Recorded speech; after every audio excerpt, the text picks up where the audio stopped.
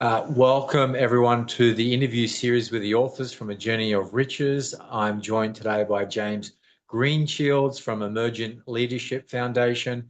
James and I collaborated together on A Journey of Riches, building self-confidence. James's chapter is the first one in the book, and it really is a deep dive into your journey of building self-confidence and rebuilding after your leadership role in the army, serving for the military in Australia, and you were a commanding officer in the Iraq War, is that, or Afghanistan? Into Iraq, yeah. I was what's Right. called an officer commanding, yeah, of Yes. what's called a combat team. So Yeah. about 100 soldiers. Wow. Okay. That would have sounded like an very intense experience. There was a landmine or something, and it was, yeah, very traumatic end to, I guess, your service and career in a lot of ways. Yeah, like in the moment, it was very, very Yeah. traumatic. However, I've got to actually recalibrate that. In the moment, it was something that happened because Okay. the when you're in that type of situation in the military, like you do train for it, although it's when you're blooded for the first time, it's a very different experience. But like the big thing is if commanders hit and goes down in war, that's it can be very decisive to the outcome of the battle.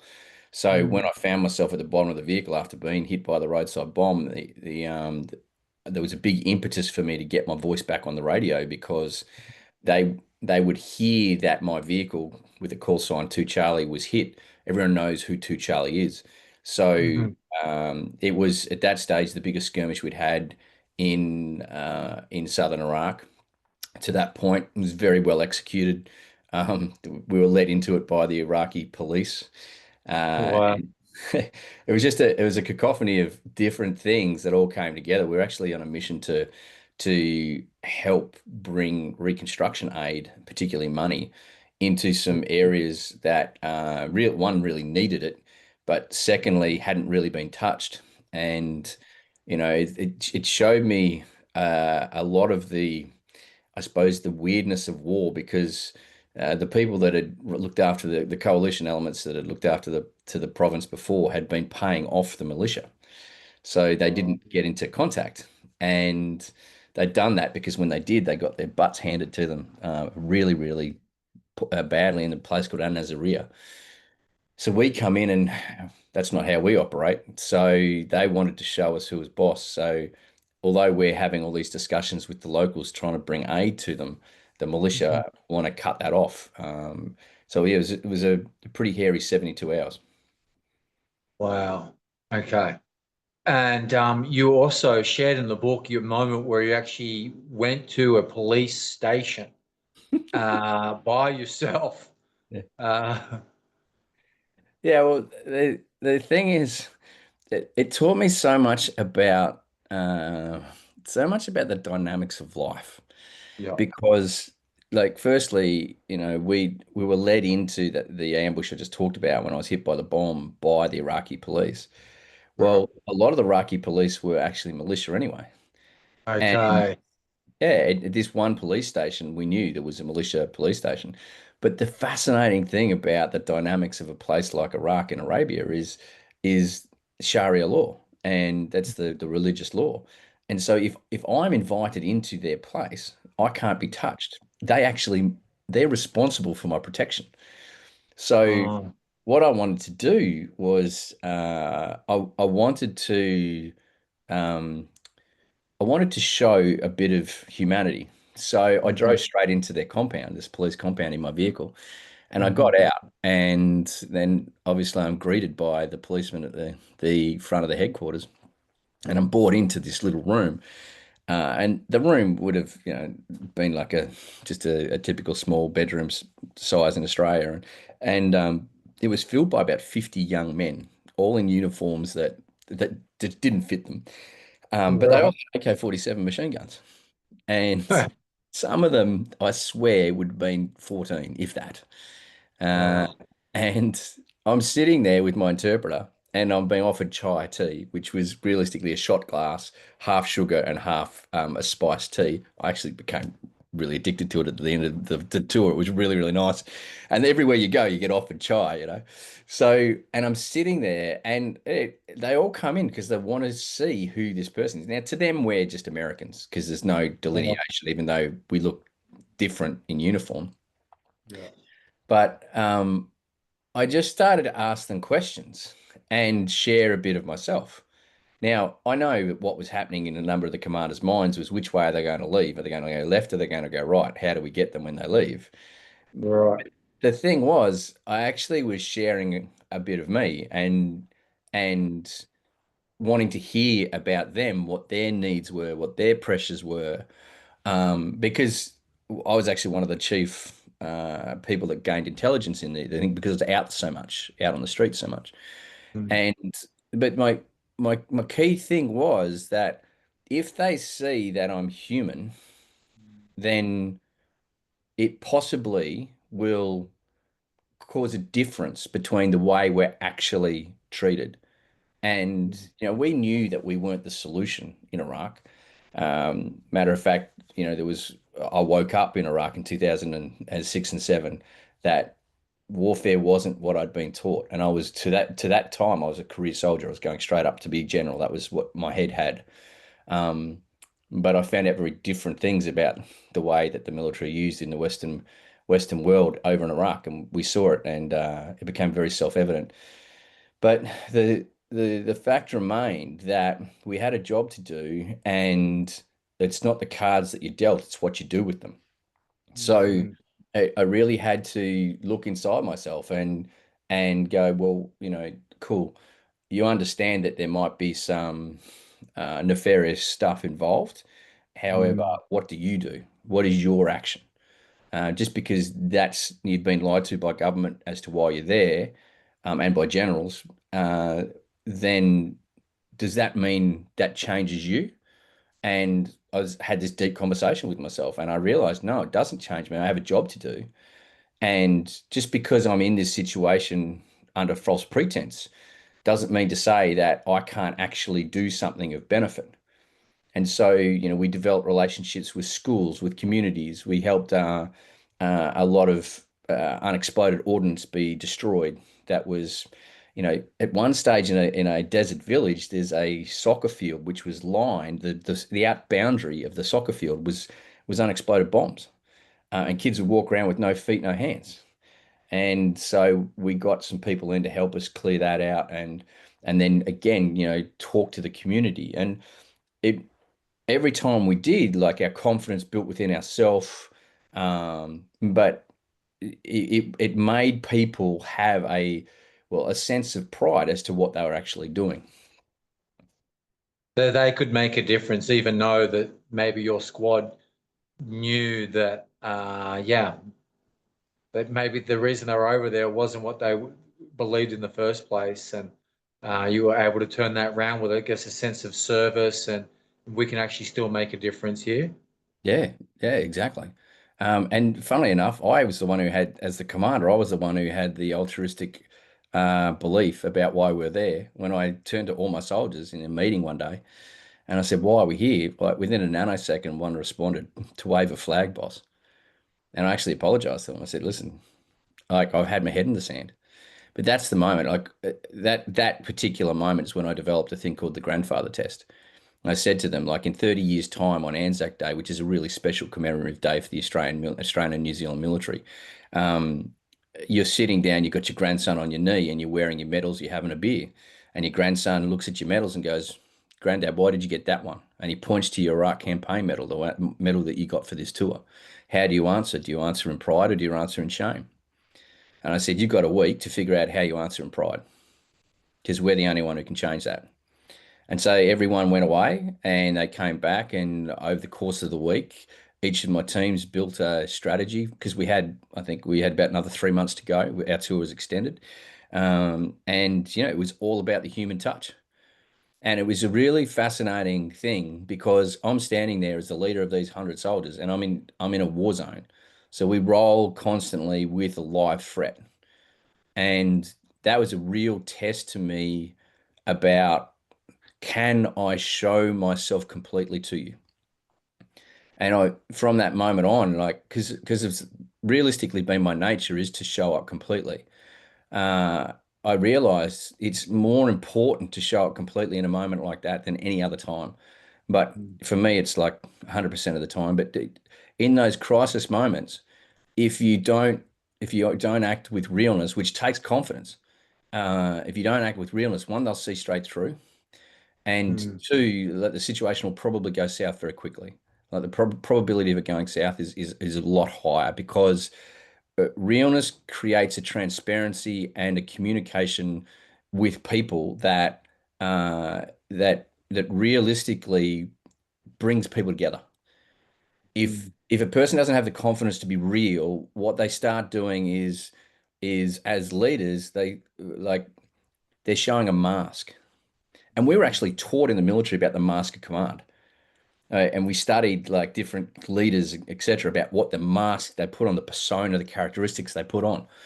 yeah. And so you were taught to have this falsity every time, every time I was in a situation though that required realness and was real, then everyone responded inclusively.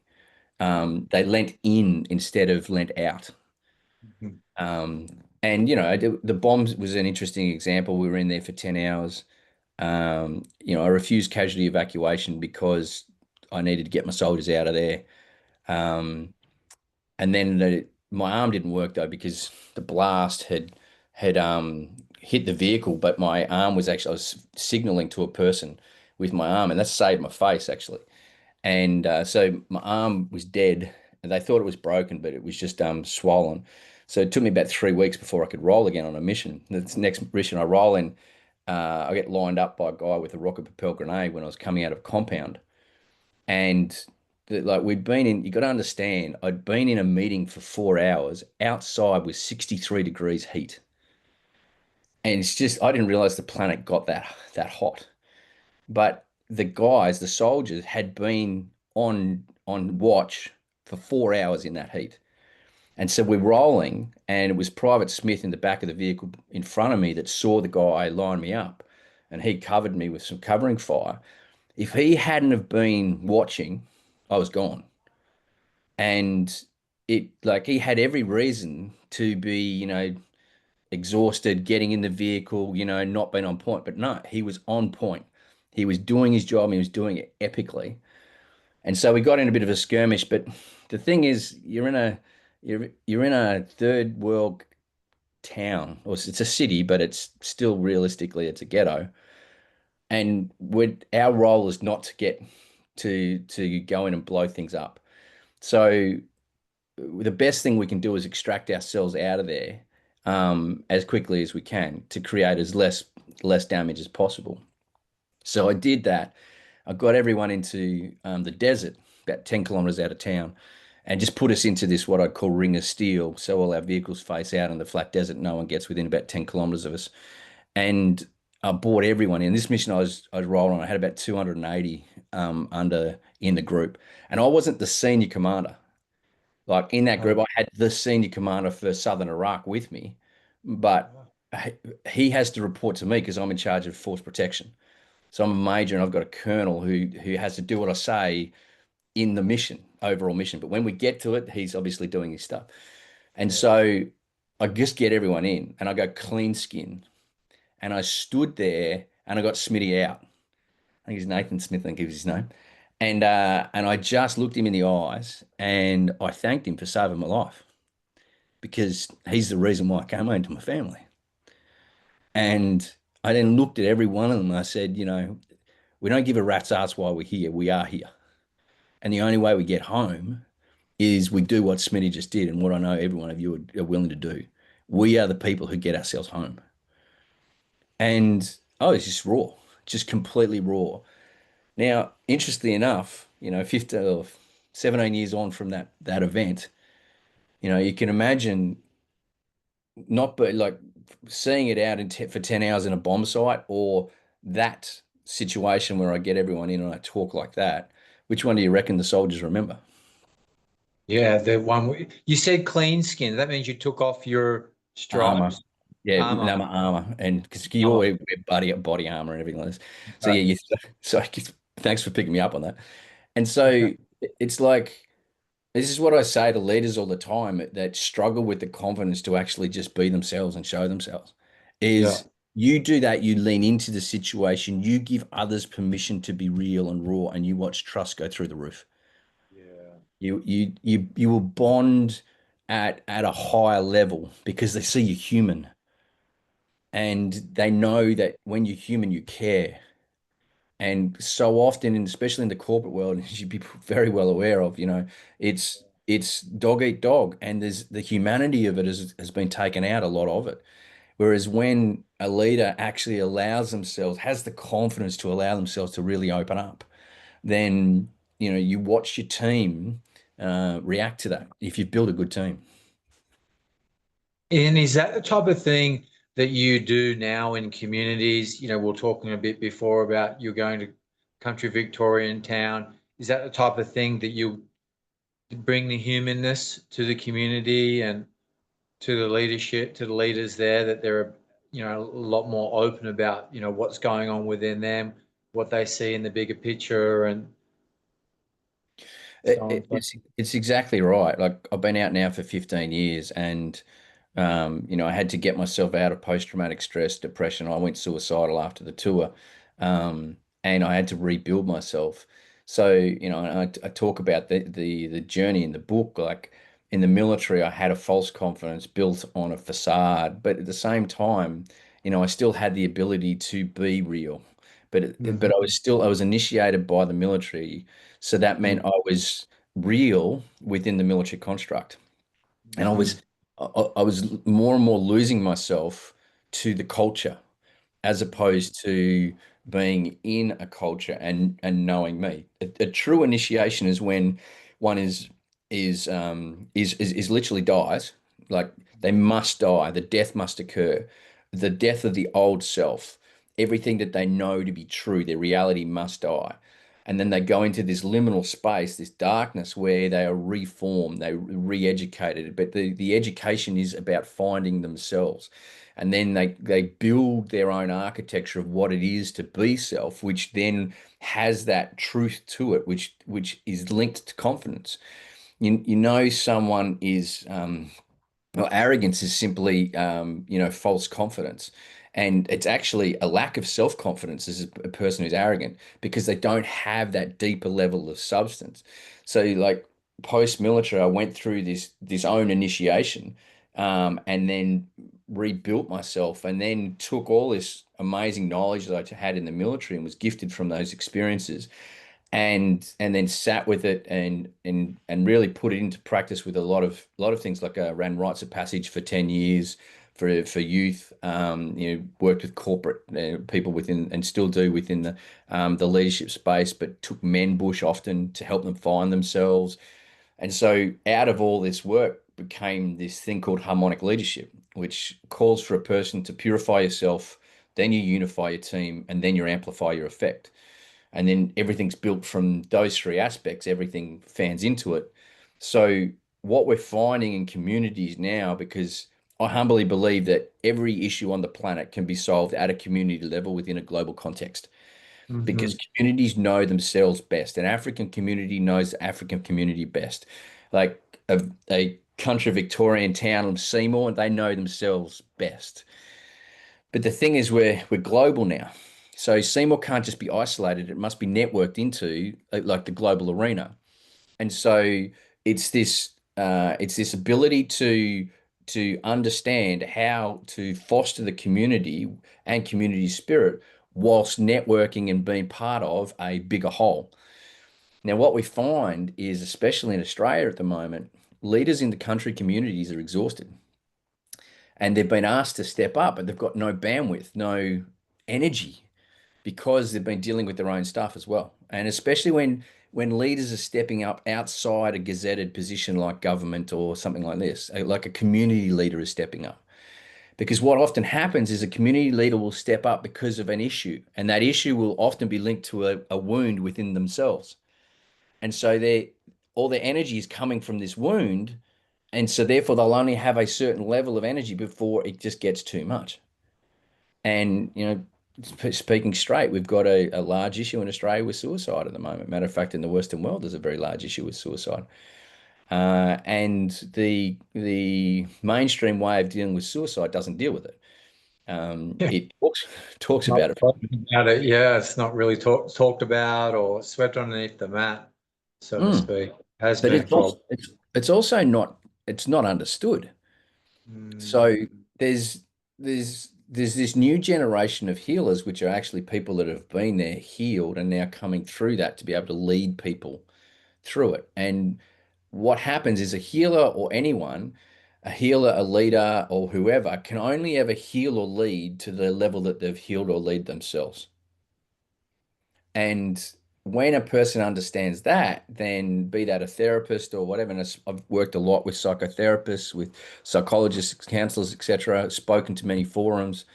My message to them is work on yourself because that helps you be better of service. So when we go into communities, it's about going in and helping them understand and spending time with them to get to one, the core issue, and then set up their own architecture to rectify and resolve the core issue to grow from, and then build this resolve within the community, which actually builds a new narrative. Instead of like country communities waiting for someone to save them, they mm, step up and actually have the confidence in themselves and within their community that mhm, that they can actually like repurpose their community if necessary. They can develop a thriving narrative. They can actually move forward and thrive as opposed to just trying to survive. But they've got to be resourced with that. And more often than not, the resourcing is actually up here. It's not money. People rave on about we need money, money, money. A great example is defence. The Dunt Review in 2009, Australian Defence Review in 2009, done by a guy called Dunt, promised $96 million to defence for adverse mental conditions.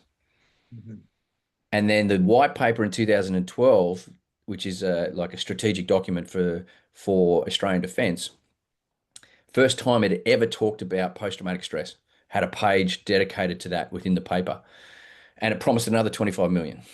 So you're looking well over 100 million. The Australian Defence Force currently has a hotbed of people suffering from adverse mental conditions still. And most of them going down the contemporary line don't understand what post-traumatic growth is. And they've even struggled with post-traumatic recovery. We've had over 1,600 veterans take their own lives in the last decade since we've been in conflict. And that's not in war. We've only had 49 people, I believe, die in Afghanistan. I think there was possibly 4 deaths in Iraq, a couple in East Timor. Very limited. We haven't gone above 100 deaths in combat for some mhm. time, and yet we've had 1,600 soldiers take their own life. Is that because there's not enough support? No, there's an incredible amount of support for veterans, more than any other social group or demographic within the overall construct. Do they use it? That's another question. Is it is it designed to assist them go through the recovery to post-traumatic growth? Most of it not. But the second thing is the culture is coming in where I serve, therefore I deserve, which is not a proactive culture.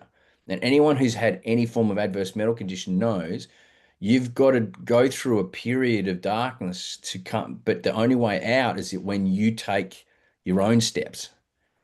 And yep, cool. Initially, you won't have any confidence. You'll be operating in hope, and that's where you need a great support network around you, etc. But then you'll move through, and then you'll start developing a little bit of faith in yourself. And then over time, when you keep getting going, and one of the best ways to do that is to be of service. So you get gratitude for you coming back, but initially you won't be able to receive that gratitude. So it's a process, but over time, that faith will build into trust. And that's when you'll start gaining confidence in yourself again. And if you've been helped to process emotionally, that's pivotal. Like if you don't have that down pat. That's like a massive missing step. But it's like taking me an incredible amount of time to have the confidence in myself to step up as just an ex-army officer who, yeah, sure, I've done a lot of training and I've put myself through a lot and personal experience, but to stand up, and I'm not against anyone. I believe there's a place for everyone in the world and everyone moving forward. I don't believe in fights anymore. I Mhm. believe in creation. I believe the rebel is the immature archetype of the disruptor. I'm very happy to be a disruptor, but part of my role at the moment in leadership space is to be a disruptor of the old paradigms about the way that communities are led, about the way mental health is dealt with, and just about the own personal journey through grief, grief, loss, and trauma. And it took me a while, like even after I'd recovered from post-traumatic stress, I didn't have the confidence to tell people because I thought, well, that's just they don't want to hear that.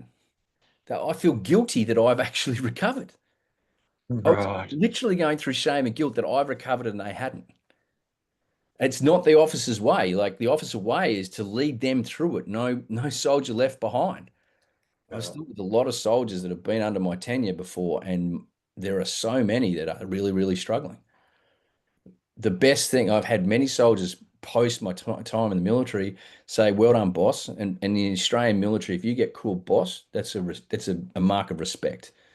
If you get called sir, it's like, okay, they're just saying sir because they have to. But if you get called boss, that means there's a mark of respect. And so many of them will say, "Hey, boss, what you're doing is amazing. Please keep it up."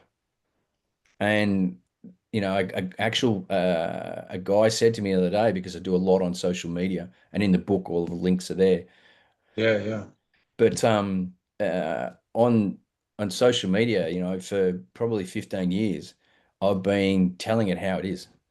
And a gentleman said to me the other day, "I've watched everything you've ever put out on social media. I've never commented, never will. But I just want you to know that you were the first person who had the courage to tell it how it was, as opposed to beat your chest about how you thought you should be." And that was it was a really touching moment. You didn't have to say that, and it was a moment in which I realized that people people simply need a person to be confident enough to show it how it really is, and that then gives them permission to be real as well. So then, okay, yeah, that makes sense. And yeah, very some deep exploration there and some pertinent topics. So it's like, how did you, and it's such a, I mean, Finland was the number one country in the world for suicides for a long time. And then I think since 2019, it's been the number one country in terms of happiness indicator, and now they're now well below, I think, well below 20 in terms of suicides. And one of the things that they used to turn around was like to be more inclusive and to create more communities, more community programs, and to eliminate isolation. Mm, And so to really have community programs and social groups, like so each town would have a community center with their schedule and programs and so on and so forth, and then getting everyone involved in that. So when they have the literally dark times in the height of winter, dark from, almost all the whole day, they would have these community programs and getting everyone having checklists and everyone not being left behind and things like that. And they've been able to turn that round in a 10-year period to being the worst country for suicide, now being, the one of the happiest countries in the world, by the happiness index, something like that. They have economic, trust, community, and yeah, a bunch of other factors. But that's pretty impressive, and it really dovetails what you were saying about having people being more included. It's not so much about the resources, but how you go about using those resources and interacting with the people that have been affected. One, do you know the people who have been affected? Who are they? How we can get them involved in different programs that are available, and speaking up. And really, that was one of the things that I was wondering with your own journey, because you came back to Australia, you had, post-traumatic stress disorder, and then how did you actually get through that? Because I imagine you would have been isolated a little bit from your family, from your community. No one could really understand what you were going through. How did you make it through that period of time? Um, it's a great question. Just to backtrack a bit to Finland, Finland also did something extraordinary in the Western world, which is it dismantled their education system and it Yes. completely rebuilt it. Uh, Yeah. and it's a pivotal one because if you look at the suicide rates in Australia, it's between 15 and 44 that Yeah. suicide is the biggest killer of Australian men. But you've got to, Right. everyone is very divisive around many issues, which is not helpful. For every Australian man that takes their life, there are four Australian women that attempt suicide. So it's not a Right. men's issue or just a women's issue. It's actually a societal issue, which comes back Yes. to your point about inclusion, which is a really pivotal point.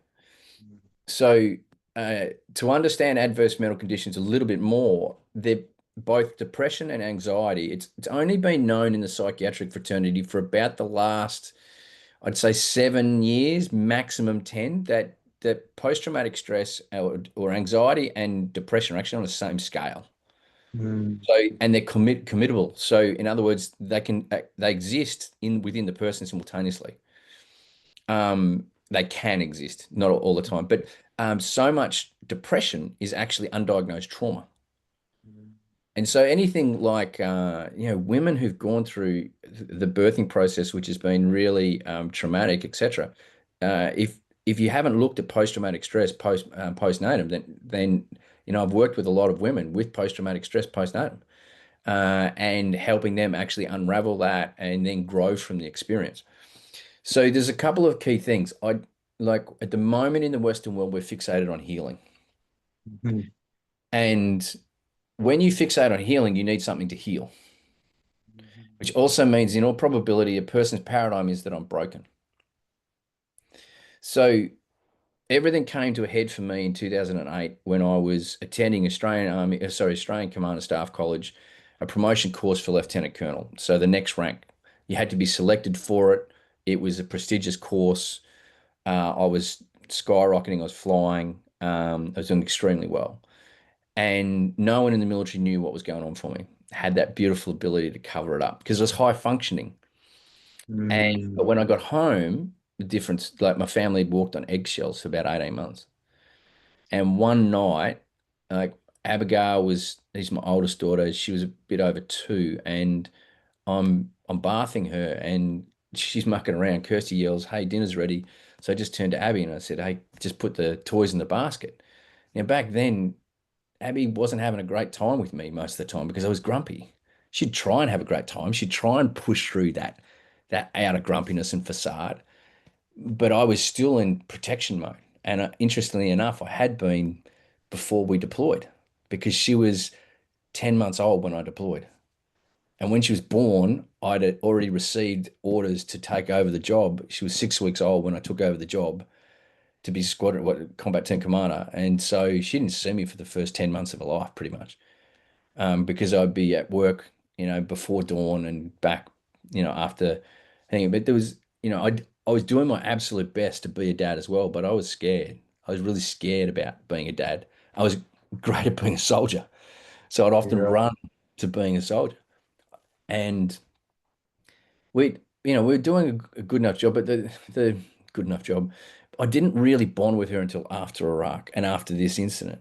Anyway, I said put the stuff in the thing, and she didn't. She just did what any 2-year-old would do, and that's I'm having fun with that. Who cares? Well, I went from 0 to 1,000 degrees Celsius like that, and I had to put the basket down and get the hell out of that room before I did something that I would really, really regret. And I stormed past Kirsty and I said, "You go and sort that fucking kid out. I can't." That's exactly what I said to my wife about my daughter. I took myself into a room in my room, and we had a big full-length mirror, and I stood in front of it and I just looked myself in the eye, and there was nothing behind the eyes. But the conversation that I had with myself went something along the lines of, who the hell are you, champ? You're not a husband, you're not a father, you're not even a man.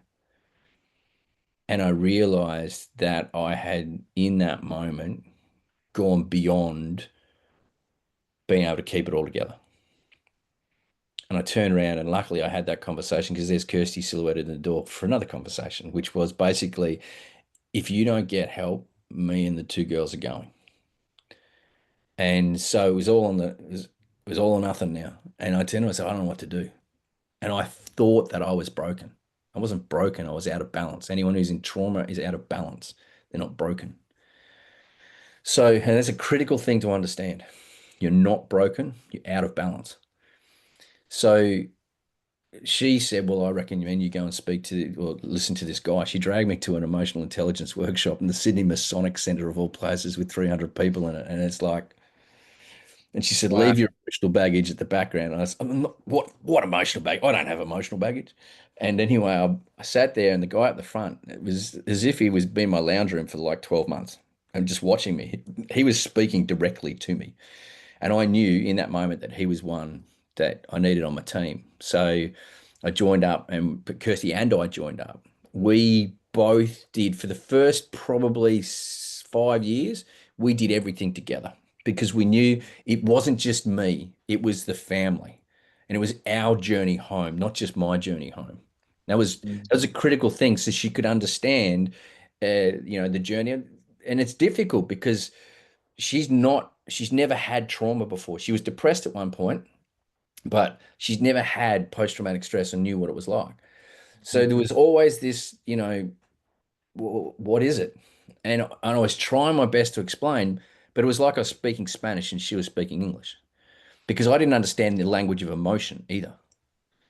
And trauma is all, it's held in the subconscious, and the language of the subconscious is images, which is five sensory images: sight, sound, taste, touch, and smell, and emotion.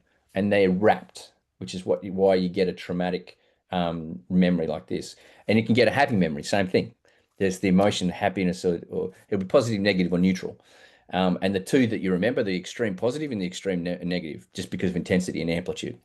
So the point was that I needed to first put my hand up. I needed to acknowledge that life wasn't right, and I needed to take ownership. I needed to identify that there was an issue, and I needed to own the issue. And ownership was really critical, because that means that I can then start working on myself.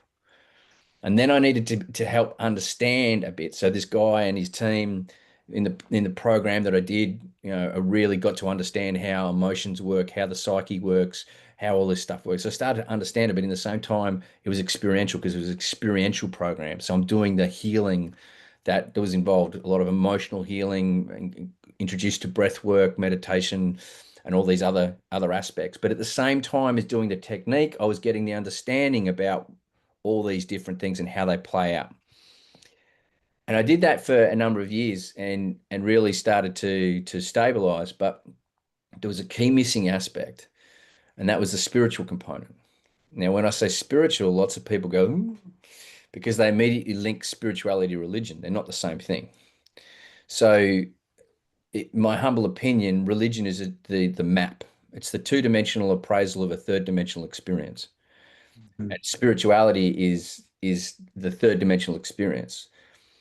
I would go further and say that I'm now I've owned being the mystic. So the mystic has the experience of touching the divine. Gnosis is the experiential understanding of the touch itself. Magic is the understanding of how that touch creates the waves in your reality and creates your reality. And then the philosophy is the key, because it provides the framework for the first three to be able to be um, lived within the person. I didn't know any of that back then. All I knew was I was in pain. These people were helping me. I was expressing it. Anger was going down, down, down, down, down, down, down. I wasn't being triggered as much. And then all of a sudden, a kid fall off. I think it was Abby, fell off the buddy swing in the playground, and she ran to me, not mum. And like, Okay. I didn't need anyone to tell me that I was better. I didn't need anyone to tell me James is back in town. Like Yeah. Abby just doing that, like I'm losing it. She's come to like I also then have to get over the fact that like I'm having this emotional experience with my daughter, but she's actually in pain and she actually needs help. So I had this conflict. And so that's that's the key part. And then come back to this point about healing. If you fixate on healing, you'll stop there. So I Okay. recovered from post-traumatic stress, which is I had no emotional trigger to the Mhm. situation. I went into post-traumatic growth when I started to understand the lessons. Like I needed to be kicked in the groin so hard. I needed to be hit by a roadside bomb to wake up to my priorities in life. Like Mhm. I was charging off, gallivanting to try and be the general. Mhm. It's not what I was on the planet for. Mhm. Like I'm on the planet to live who I am and Mhm. lead the way I'm meant to be, but not within the construct of the military. Like, Mhm. and the deeper understanding of archetypes now understands there's a difference between the profession of arms and the military. Profession of arms is the purest form of what the archetype is about. The military is the bureaucratic modern version of it, which is actually split now between the two. That's a big conversation for another time, but probably Yeah, better. that's a big, yeah, yeah. But coming back to this question of healing, so it's to, if I don't understand the lesson, I will never go through from recovery to growth. So it's understanding that, okay, I see the symbolism and the meaning behind this situation, and that meaning then gets integrated into me. But first, I have to transcend the actual situation so I can see it from a higher level. And the only way I can transcend is by clearing all the emotion out. The emotion's the thing that keeps me locked in the story.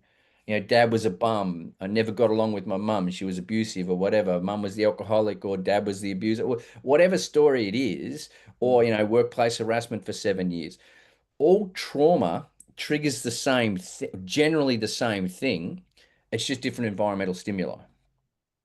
So, and I know that there's some brain technicians which will go, when you've had concussive brain injury from a blast, there is damage within certain aspects of your brain not demonstrated by other people that have had concussive brain injury from a car incident.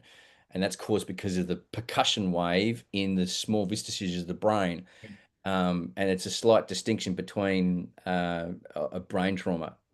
I'm not going to go down that line. If you look and extract yourself out of that story, you will still Right. see similarities. It will still be the very similar story. Is now getting to the nuances of actually how they've arrived at the story. Mhm. So the point is that when you let go of that emotional tang, and we now know that emotion is stored in the body. We now know. Mhm. Ancient Chinese have known it for 6,000 years. We're just catching up, but we're working with Yeah. this, but work with us. So we understand that. So they're No. held at a vibrational level within the body. And so trauma causes the psyche, which in Greek means soul, etymology of it means soul, to separate. So that's why we get dissociative psychological behavior. The person feels like they're on the other side of a glass window.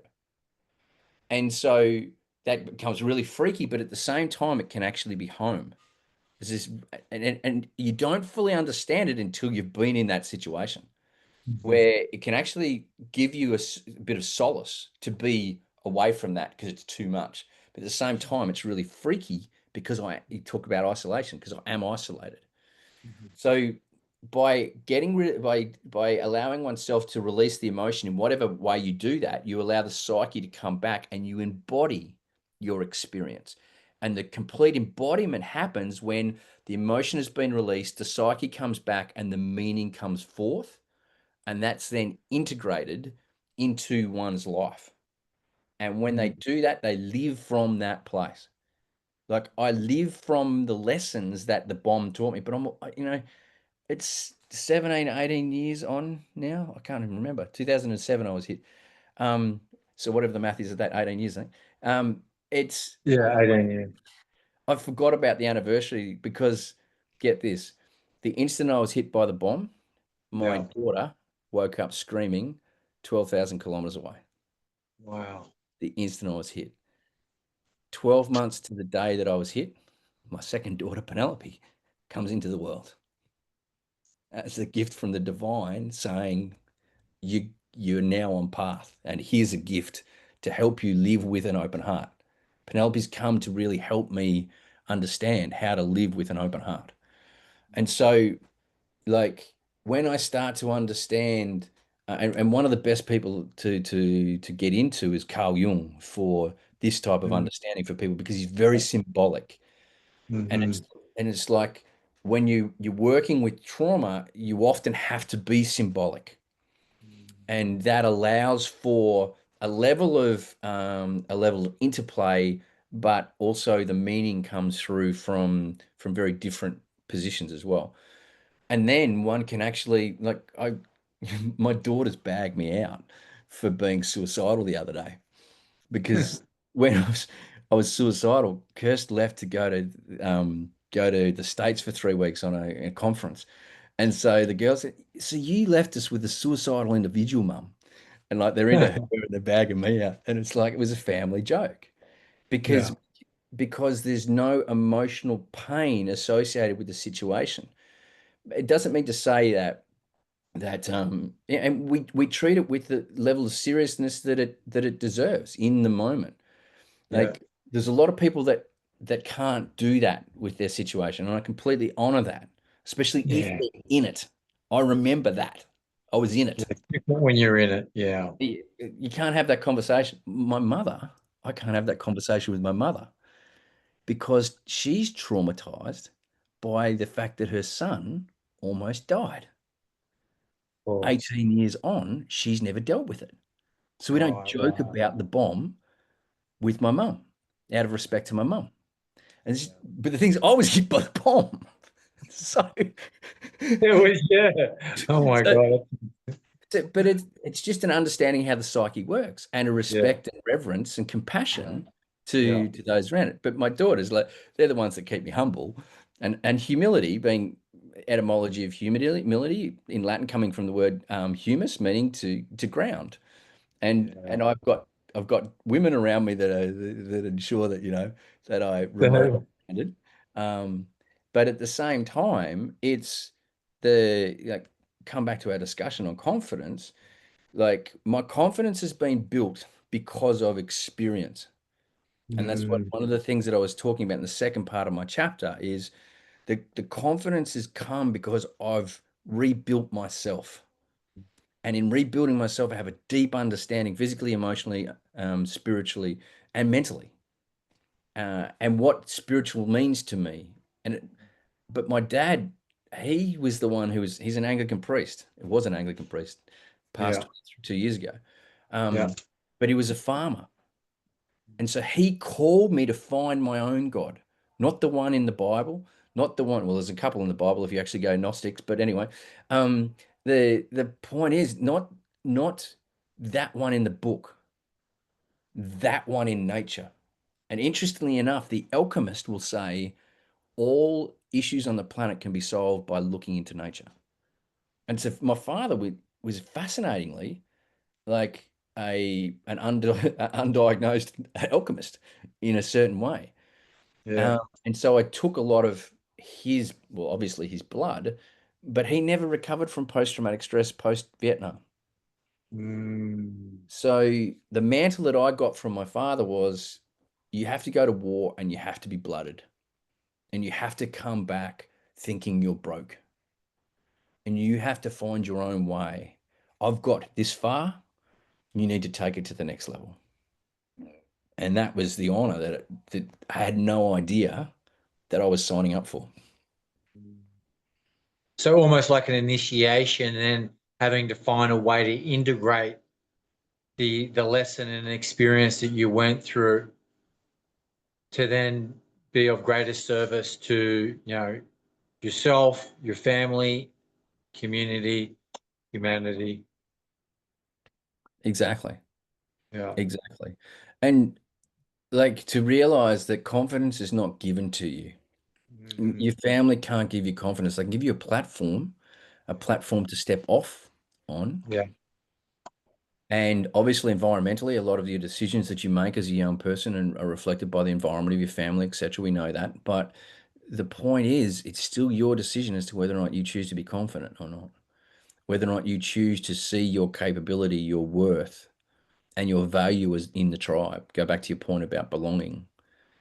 When Mhm. when you see that, then what happens is you actually your heart starts to open. And so confidence may be like a mental state, but it happens because of a heart state as well.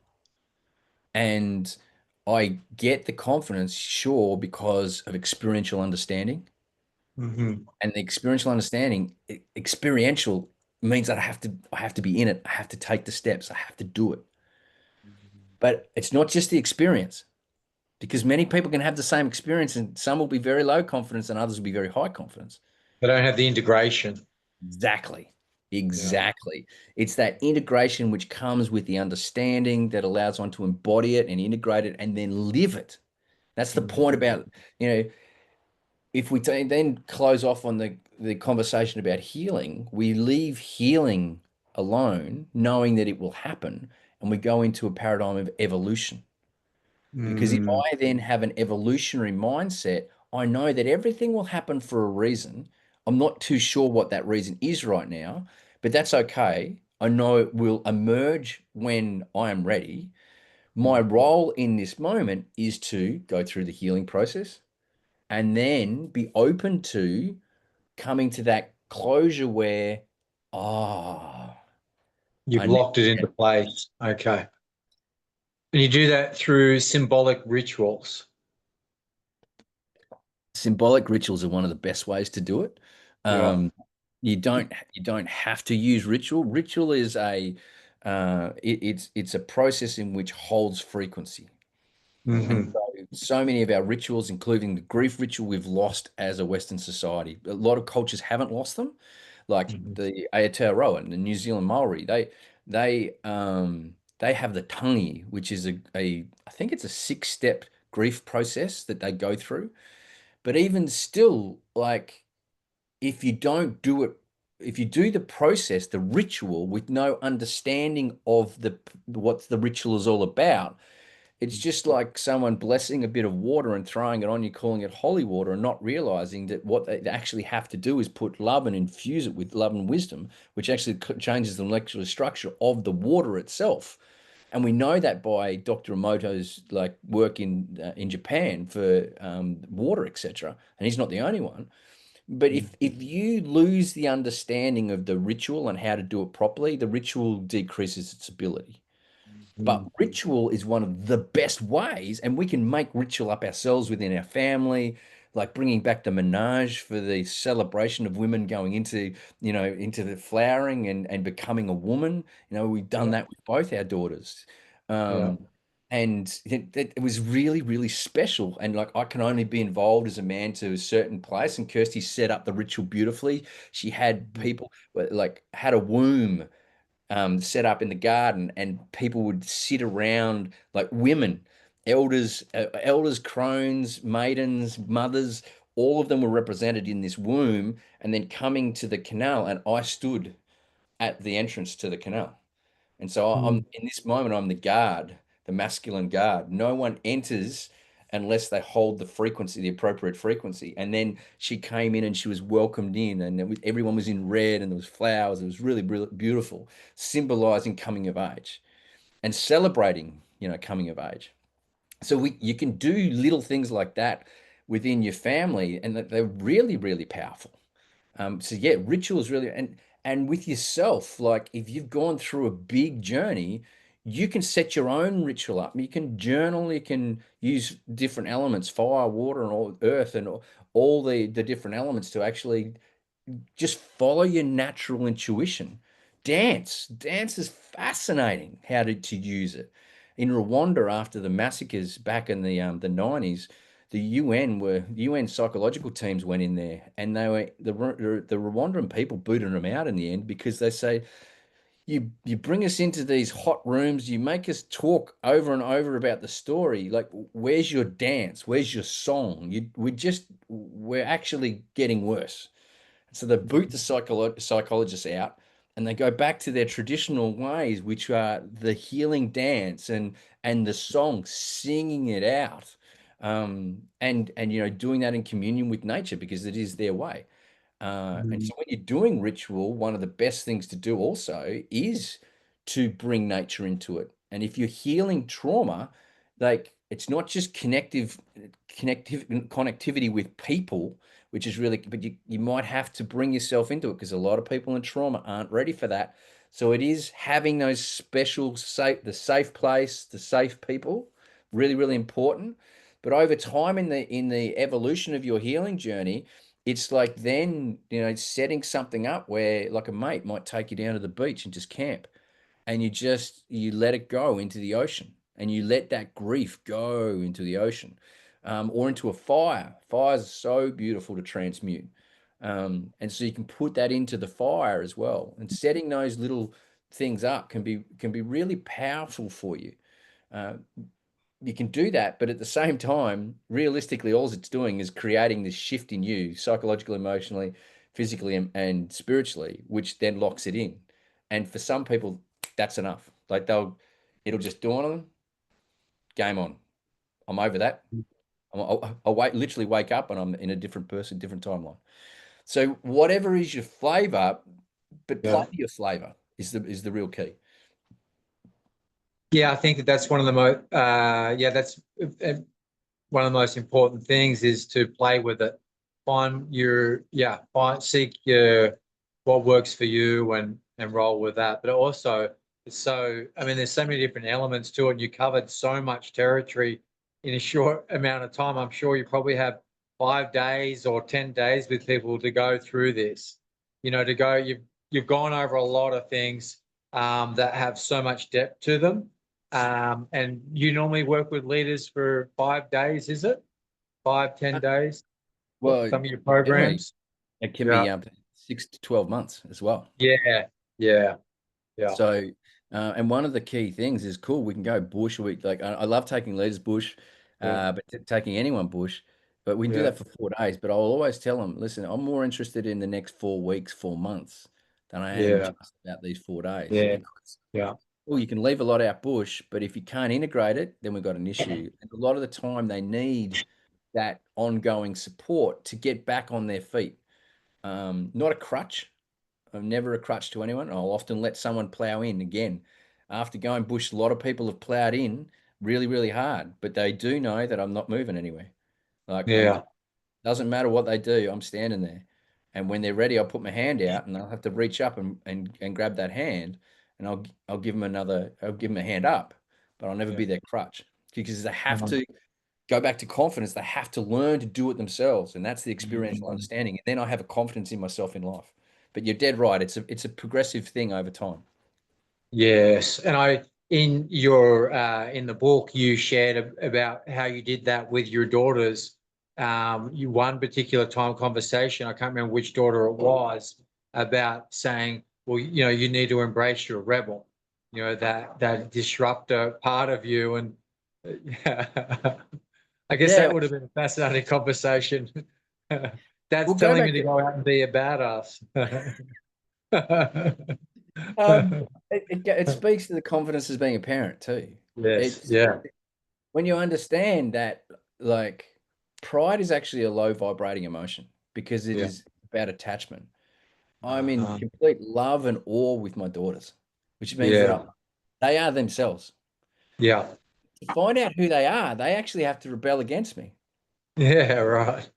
Because in that rebellion, they go through a process. But the interesting thing about the rebellion is the rebel is dictated by that which they're rebelling against. So by Mm-hmm. rebelling against me, they're actually just going to become me.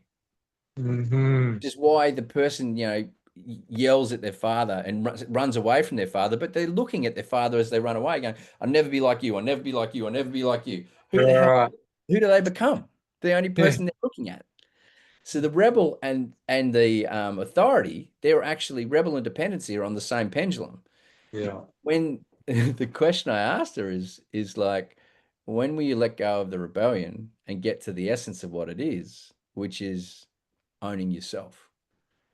And that then causes the ownership of me, which is my own self-identity.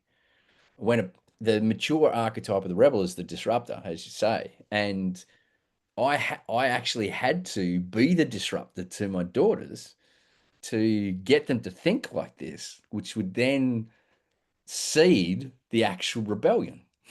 Right. And then they could have an understanding of themselves. Who are they? What do they stand for? What do they value? And then they could be authentic to that. Exactly. Yeah. And it was at the time of of all the lockdowns and COVID and everything. And Kirsty and I refused to wear a mask. Why? Because we know that you don't, nurses know this, you don't wear a mask for any more than 20 minutes, otherwise you start ingesting your own carbon monoxide. And also the mask that it's a virus, goes straight through a virus. So all the medical data demonstrates the uselessness of viruses. But if it's psychological, understand the placebo and the nocebo effects. So a lot of it's psychological. So if you want to wear a mask, go ahead and wear a mask. It can be effective for you simply psychologically. But the thing is, Kirsten and I, with what we know, say, I'm not going to wear a mask. Yeah. And, but I can't say to my daughters, don't wear a mask. You have to Mhm. do the research yourself. You have Mm. to understand it yourself. Why are you choosing not to wear a mask? Because it's like they have homeschooled by request since they were very young. Like Okay. Abby came to me at the age of 7 and said, "Can I homeschool, Dad?" I was like, "Bucker." I didn't have that on the schedule. And that was a massive call to action. Go back. I was hit by a roadside bomb. What was the lesson of the Right. roadside bomb? Was to live my values. What was one of my key values? To provide a educational foundation for my daughters. So it wasn't a question about homeschool. It was a question about my values that she was asking. And so I immediately had to reprioritize because I was giving the kids to a school to do that education thing. Although I wanted to engage the school, a little country school wasn't capable of it. I wanted to go into the classroom and stuff like they did at the previous school, which was great, but little country school didn't want that. So Mhm. Abs comes out and says, "Hey, listen, I want to do this." And so we've gone, right. We At have to. what age was that? She was 7. Wow. Okay. Yeah. 7. No, correction. Penelope was 7. Abby was 9. Abby was in grade 4. Yes. She was 9. Penelope was 7. Penelope Okay. was going to go to a Steiner school, but that lasted all of a week because she realized that she didn't need the Steiner school because she could set up a few things that she needed for her own education as well. And I told her to just go back to school for the day whilst I worked out what she just told me. And then we set both of them up and set up a whole heap of social things as well to help them. The point is the instrument to my daughters is I realized I was their biggest obstruction to education because I went to boarding school. It was a private boarding school. It was a Christian school as well. So I had a certain way of believing about education. I had to go and educate myself about the education system, about learning and the difference between education and learning and all this stuff and education types like learning types and how and learn from my daughters about how they best learn. So it was so much coming back onto me. But added to this, it was like I don't mind if you want to go to school or you don't want to go to school. You've got to tell me why. Mm. So Abs wants to go back to school for high school. Why did she want to go back? Because she was getting so much pressure from family.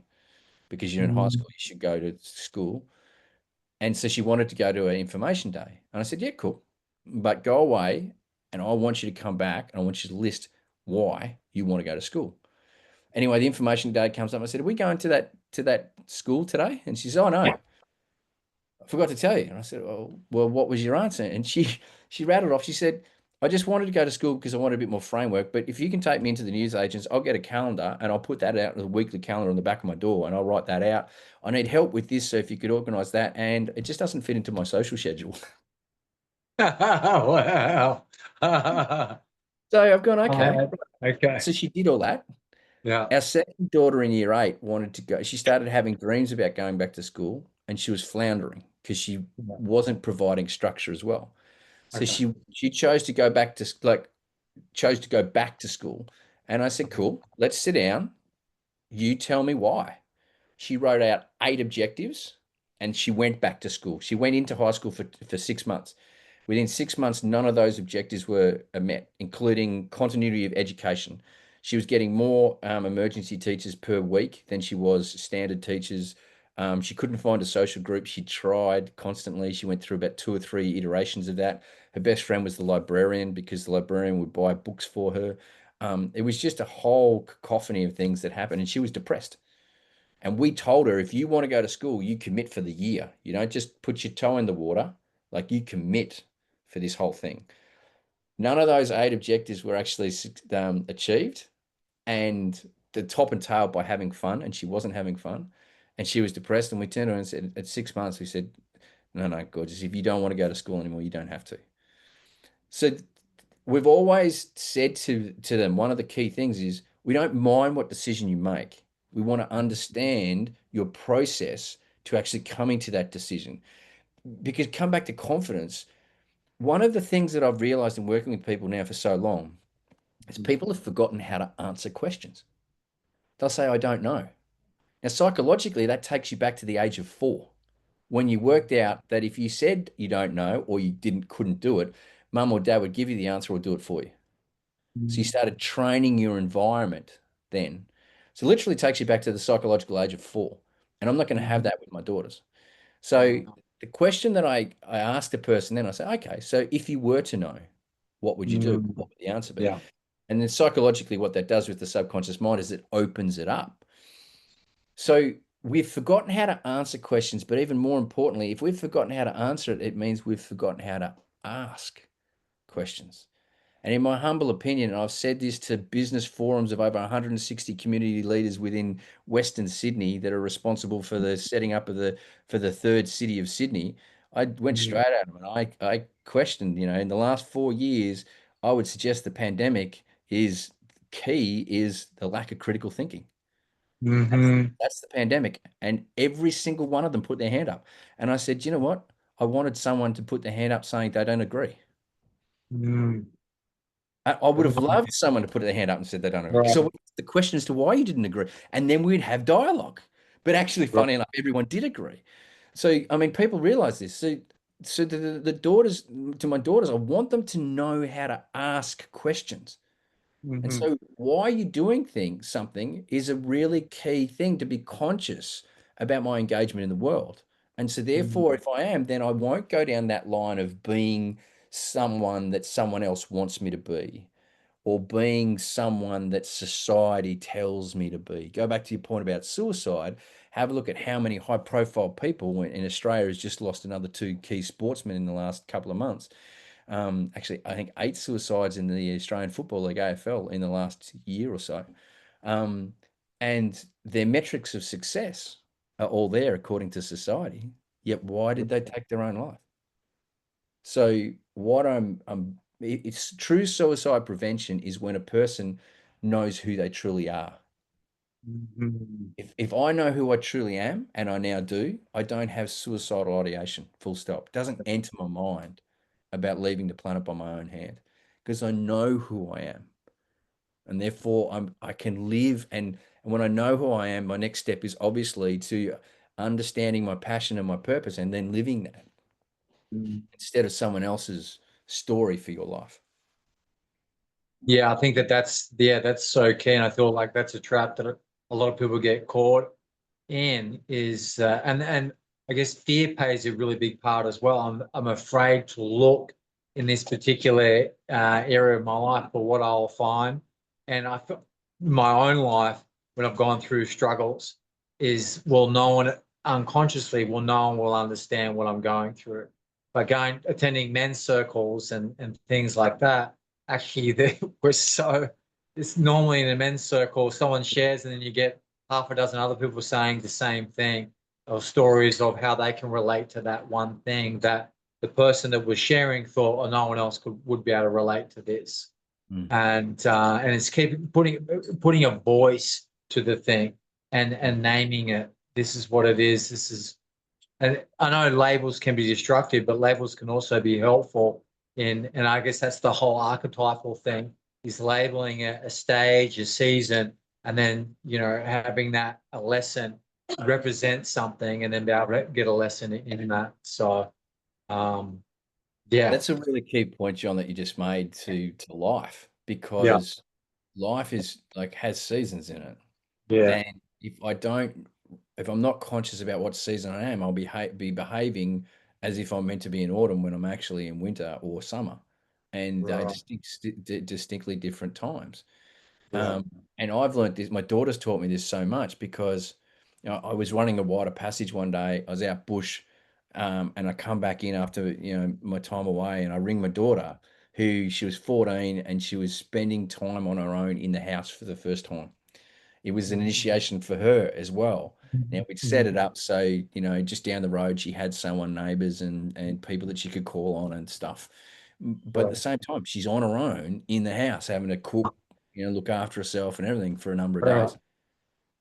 And so I ring her, and like within 10 seconds, I realized I'm talking to a very different person. This is a woman. Like, and I was so in awe of the voice, the strength in the voice, and the stories that she would tell me about the little challenges that she had and how she had to figure it out and how she did figure it out. And then she did something. And I'm like, wow, like you are an intense individual. You're amazing. And that was really, really key for her to build that confidence. She needed the safe container, the training matrix, if you want.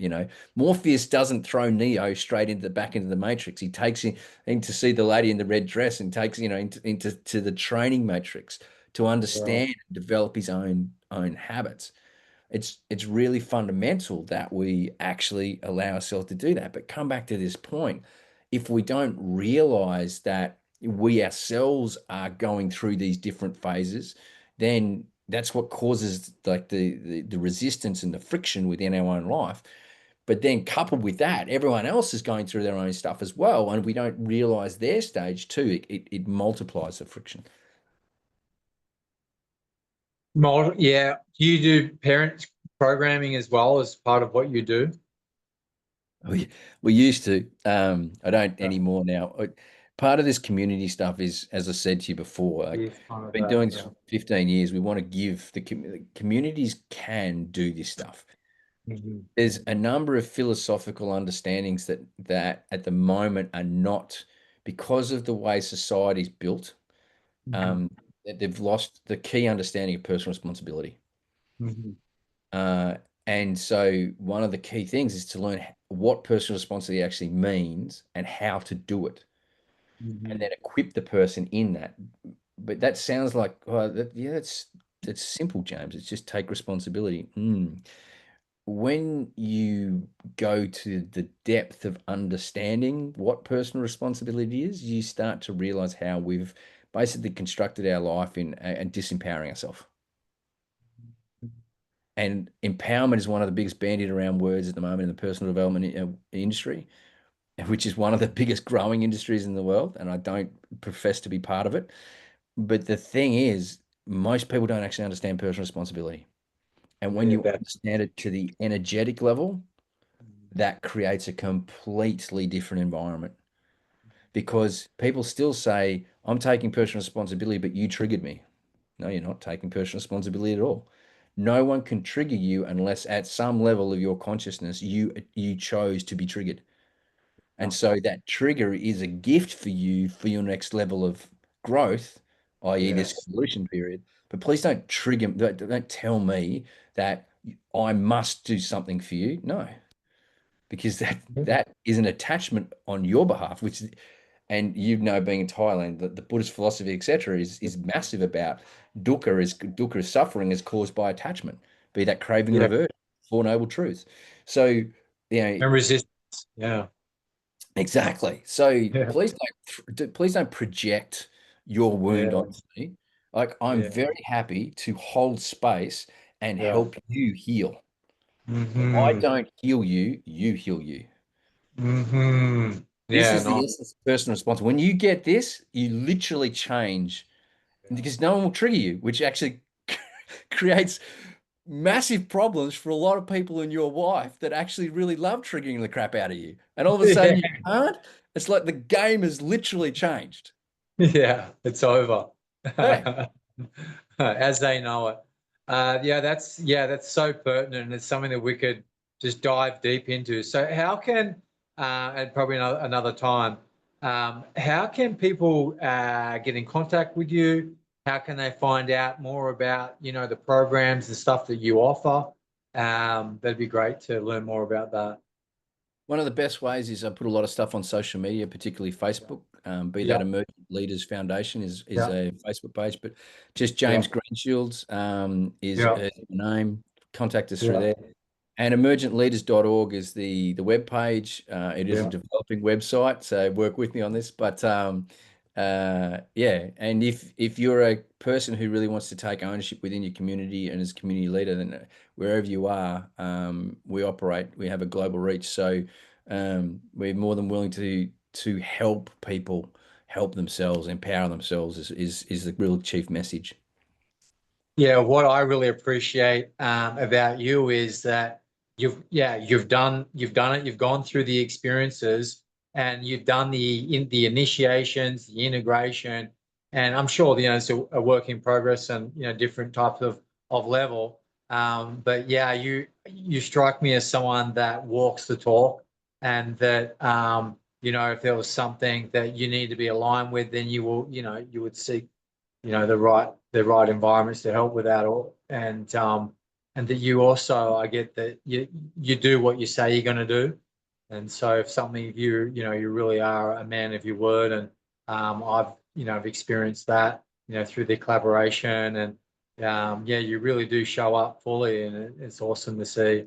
And it's been great chatting with you the last hour and a half. And you've just you've really skimmed over the surface of self-confidence. You've went in deep in a couple of areas, but there's just so much knowledge and wisdom. Obviously wisdom comes from experience, and um, yeah, it's fascinating. It's so awesome. And so I hope people that are listening to this, that they get the book, they read what you have to share, and then they feel even inspired then to get in contact, to reach out in your Facebook group, and then your website as well. I think all websites are work in progress. I just finished doing an update, and I realized, okay, there's some other things that I wanted to update. So There you go. yeah, yeah, that's I guess a representation of their life and living, that there's always something that we can tweak and perfect. Um, but Am I? yeah, I really, you really feel like you're coming from a place of also contentment, that you really are content with a lot of different aspects and levels of your life as well. Hey mate, thank you. I really appreciate the honoring and the reflections. This is really beautiful, and I just want to honor you, mate, in being able to bring this team together. Of like, get into the book, read the chapters. There's some incredible. Everyone's got a story like in life, but the people that you've been able to bring together in between the two covers, and I'm just honored that I'm the bookend with you. You're at the rear, I'm the front. Yeah. Like, in between, it's like, wow, the characters and the journeys that they've had. There's a lesson for everyone in the book. Appreciate it, mate. Yeah, you're welcome, mate. You're welcome. And we'll put your links down below, the websites where people can get in contact with you. And yeah, it's been great catching up and chatting with you. Thanks, my brother. Big love.